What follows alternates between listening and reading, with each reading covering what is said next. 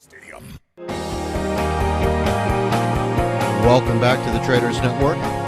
I'm Michael Yorba, your host, broadcasting to you live from the Dallas KFXR 1190 AM iHeart Media Studios and worldwide through yorbamedia.com.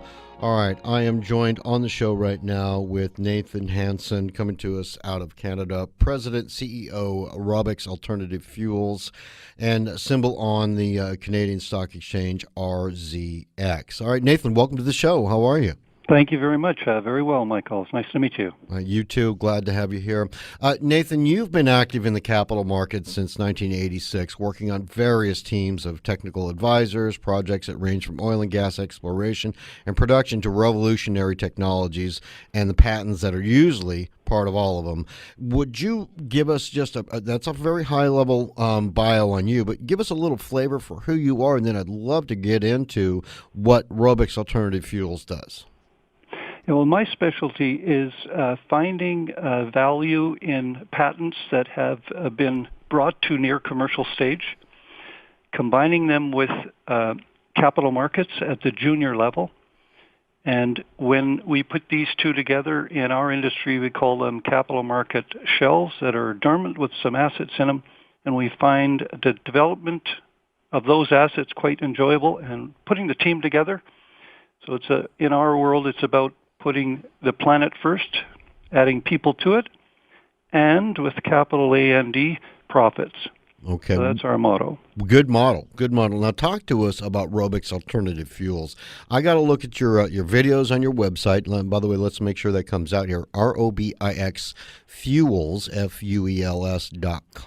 That's correct. And tell us what your company does. I'm really enthusiastic about your product. Okay.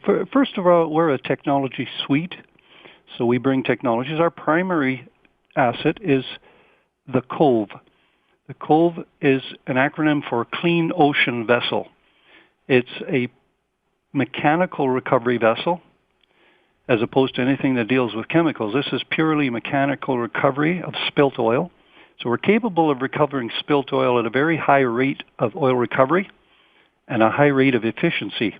Rate of recovery is how fast can you pick it up, and the rate of efficiency is how much oil and water is mixed when you pick it up. The higher rate of efficiency and the higher rate of recovery is really what the 21st century is demanding in oil recovery.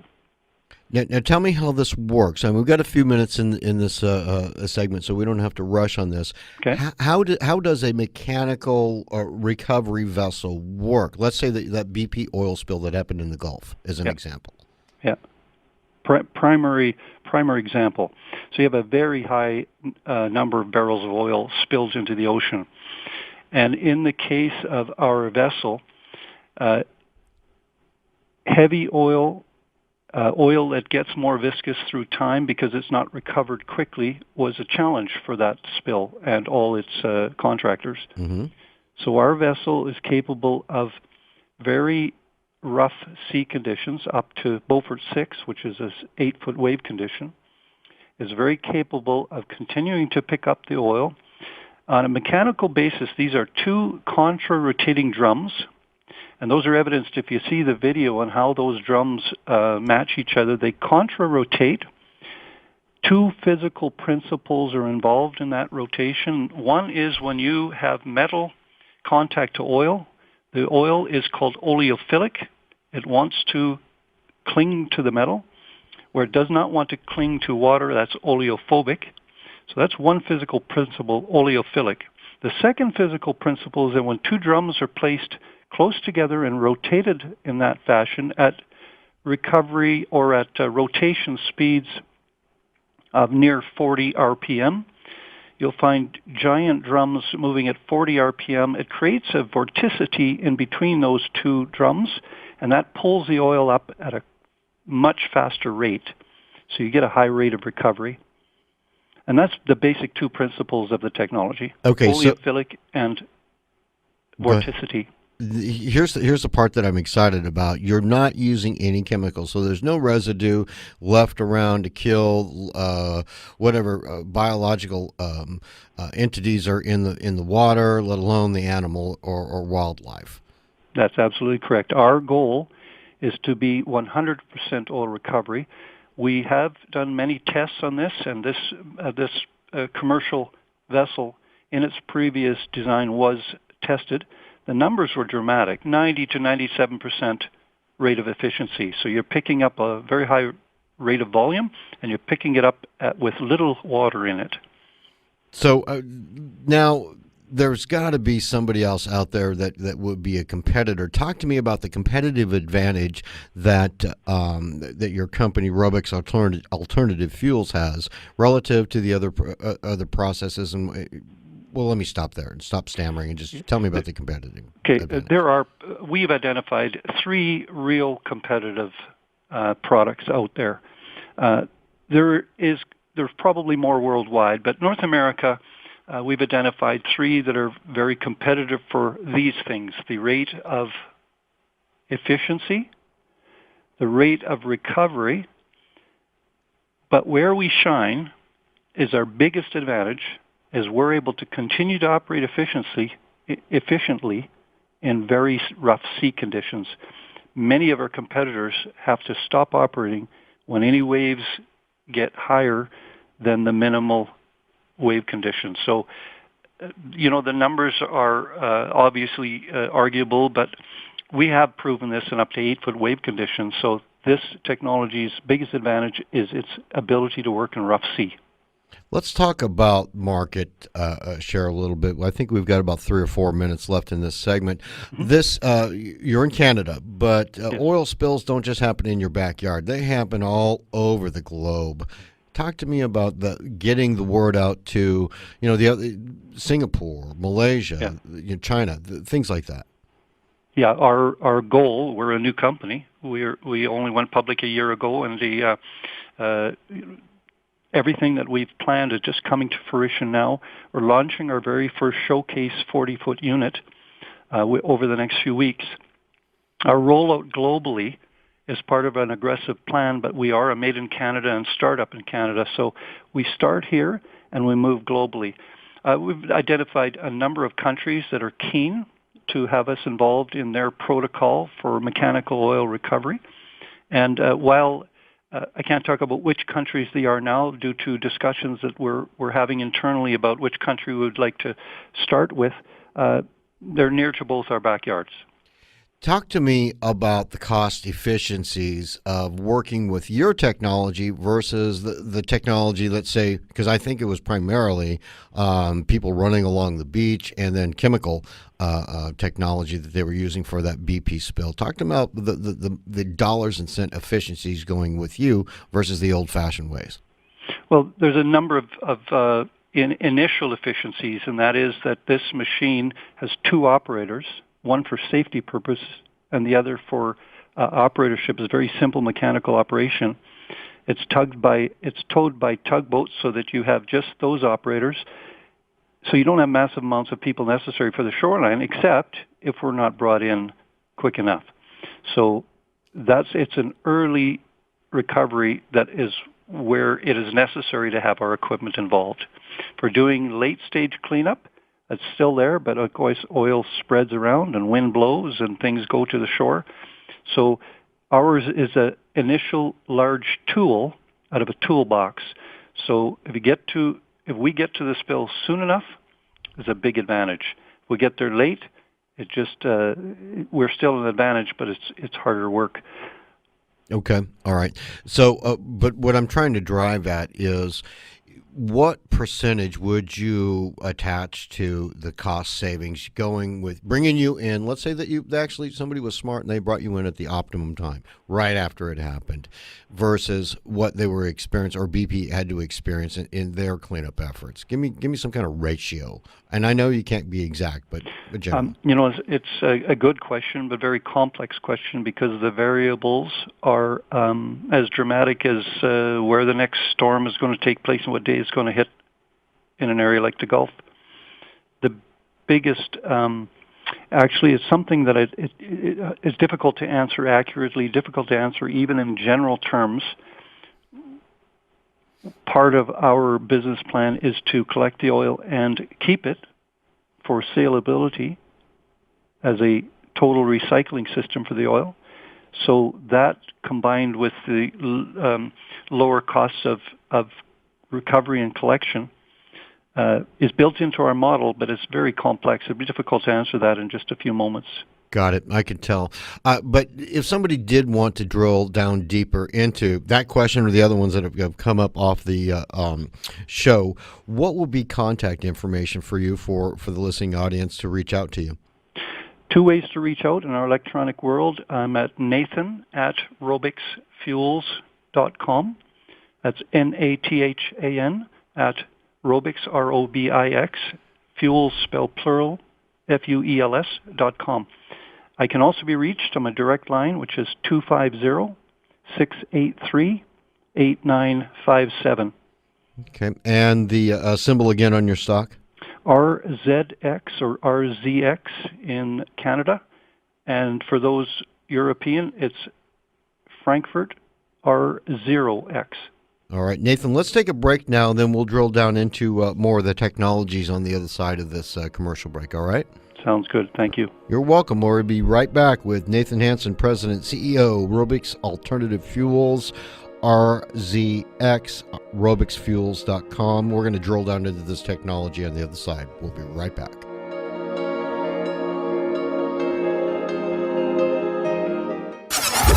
It's been called the most intense and hard-fought games in all of college sports. Head fakes from 15, throws in the corner, Turner for a three, bullseye.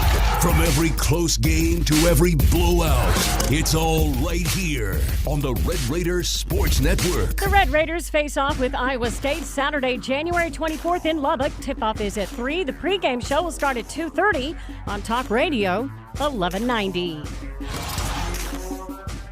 BTJ Consulting was founded specifically to consult with accredited investors on how best to manage their oil and gas investments. The emphasis is not only on direct participation in drilling projects, but includes opportunities in the purchasing of oil rigs, service and equipment companies, real estate and/or the purchase of royalty interest through lease pooling.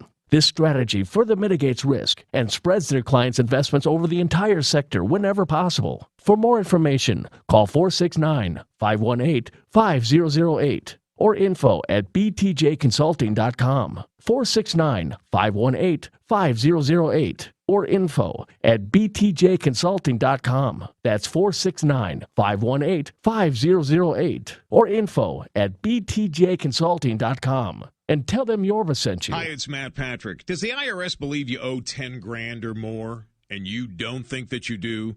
That's when you need Top Tax Defenders. Call them today, 972-200-9809. That's 972-200-9809. I've gone through this with the IRS. I've had issues with the IRS, and I know they don't go away. They may go away for a while, but they never completely go away. Call Top Tax Defenders or go to their website, toptaxdefenders.com. They've got former IRS agents, accountants, and lawyers on staff who can fight the IRS on your behalf. They get tough with the IRS. They resolve your tax problems because you can't do it alone. Top Tax Defenders. Call them, 972-200-9809. 972-200-9809. Top Tax Defenders. Don't ignore the IRS. Let Top Tax Defenders take care of you. 972-200-9809.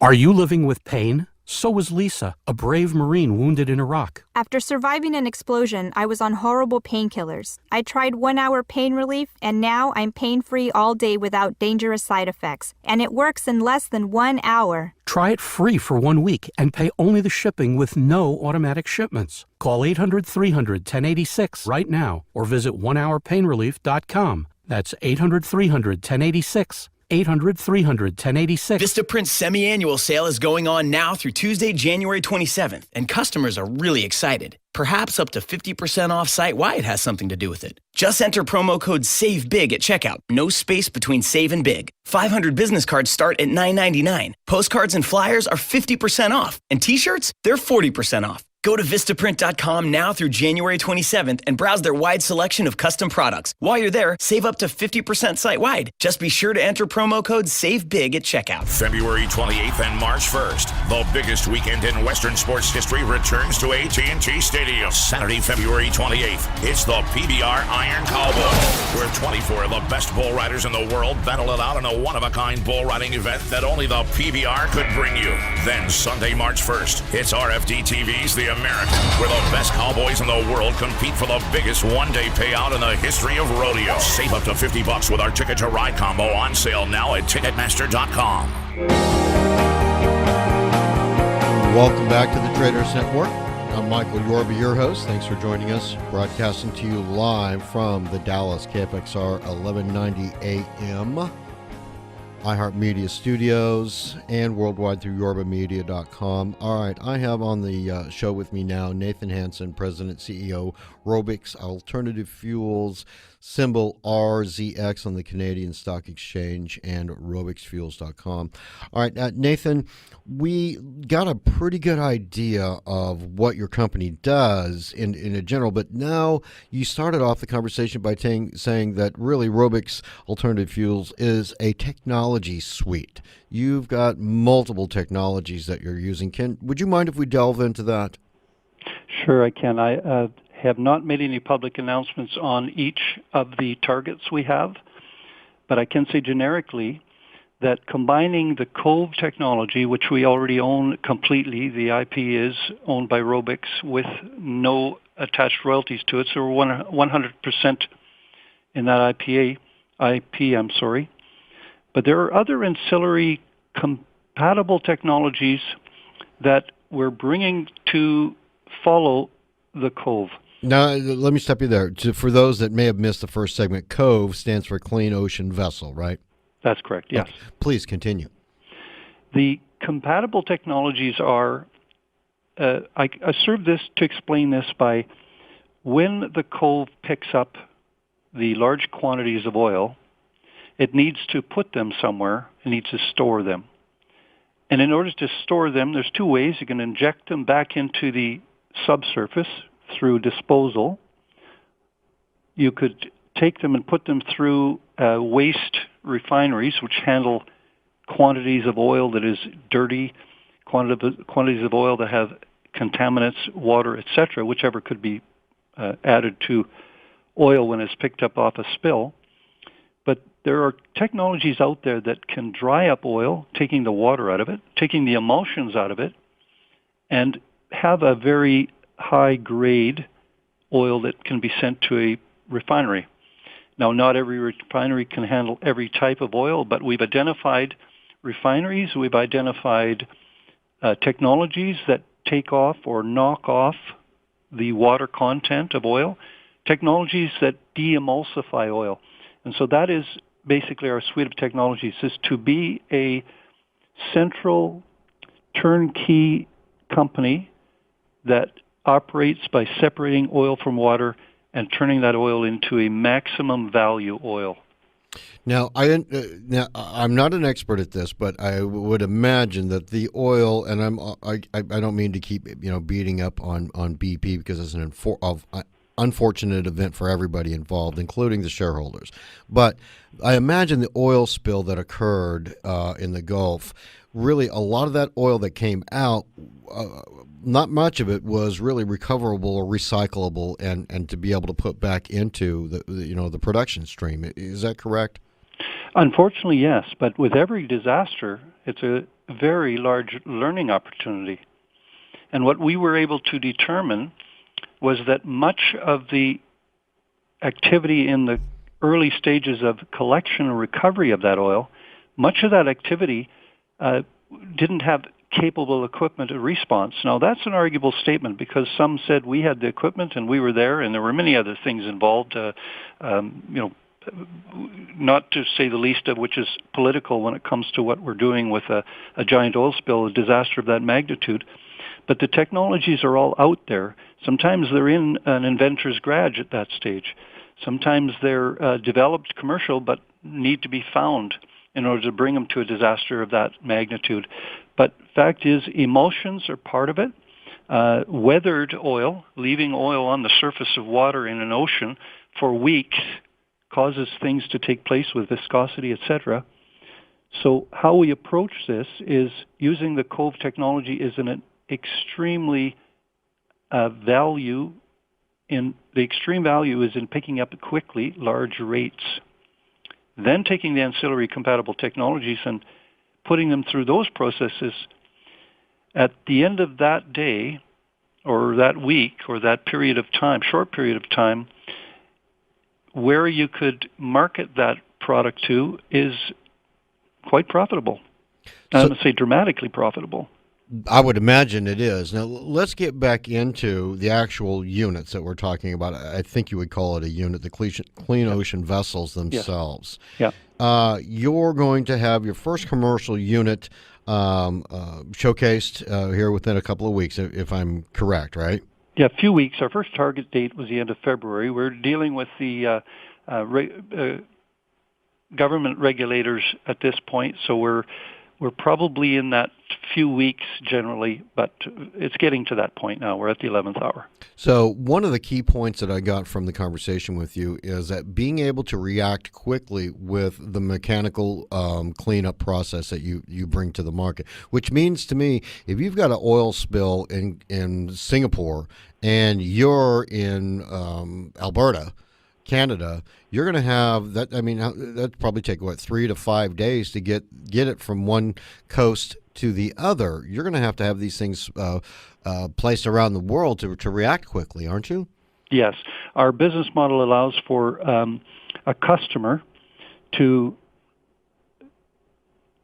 license our technology, and for us to construct a unit under that license, and then put it at their choice of location. So there are many locations around the world that are strategic, and Singapore is one of them. The Middle East has some of them. Canada, North America, East Coast, West Coast, there are a few locations. So our build-out will have more than one unit. This showcase unit is the first one. We'll have more than one unit built out for strategic locations geographically around the world. But at this point, we're an early stage company, so we start in Canada. Right. That's where the first one. Are there any other devices like this anywhere else in the world? Very unique. This is very unique. We know of basically none that are of this caliber, but we do know that there are other technologies around the world being developed to focus on mechanical recovery. And I champion all mechanical recovery systems because I'm of an age that have children, grandchildren. It is not a nice thing to picture them having to clean up somebody spilt oil 25 years later. That's the case with the Alaska spill and the Exxon Mobil spill in the Gulf in Alaska. That was 25 years ago, and they're still picking up tar balls on the shore. And we've got less than a minute left, but if they were to use your mechanical system, the Clean Ocean vessel, how much faster do you think that cleanup could have occurred? Well, with more than one unit in the BP spill, right, it would have been weeks. Wow. And it would have been completely recovered, even though that spill was coming from the bottom of the ocean and the flume was spreading to the top as it was reaching the surface. It still could have been handled in weeks. Wow. Nathan, we've got to run. Thank you so much for helping humanity and bringing your fabulous technology to the market. Thanks very much for your time today, Michael. My pleasure. Nathan Hansen, President, CEO, Robix Alternative Fuels, symbol on the Canadian Stock Exchange, RZX. Contact information, robixfuels.com and Nathan at robixfuels.com. So also, phone number 250-683-8957. And special thanks to 1-800-publicrelations.com for all their PR and media support. We'll be right back on the other side of this break with Norm Winsky. He's going to talk about what's happening with the price of oil and various other markets that are affecting our world right now.